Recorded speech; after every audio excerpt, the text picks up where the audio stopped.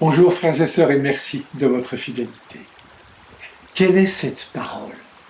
Il commande avec autorité et puissance aux esprits impurs et ils sortent.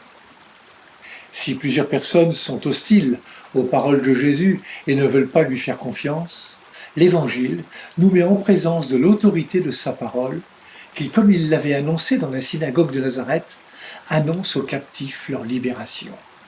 Cet homme captif d'un démon impur a pu en bénéficier. Sa parole a le pouvoir de repousser les forces du mal. L'autorité dont fait preuve Jésus n'est pas un autoritarisme, mais bien un pouvoir de commander et d'être obéi, lié à une capacité de faire grandir, de mettre debout. Jésus dit silence et fait taire l'esprit. Jésus agit de la même manière qu'au récit de la création, quand Dieu dit et cela fut.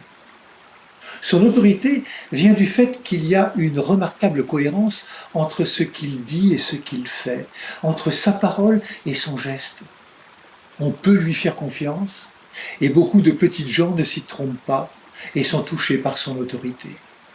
Son autorité n'est pas un pouvoir qui serait lié à un statut, mais une relation qui fait grandir la vie. Jésus n'est pas que l'enfant de Nazareth, ni qu'un prophète, mais bien Dieu qui agit et donne vie, qui relève l'homme prisonnier de son mal à exister vraiment, prisonnier de ses tourments, de ses peurs, de ses inquiétudes et de ses doutes. En qui mettre aujourd'hui notre confiance? S'il y a une crise qui pollue notre monde, c'est bien celle de la confiance. Plusieurs fois Jésus s'oppose à des hommes qui disent et ne font pas. Alors, frères et sœurs, laissons-nous interroger. Quelle cohérence entre ce que nous disons et ce que nous faisons? Là est la clé de la confiance. Bonne journée à toutes et à tous. Prenez bien soin de vous et des autres.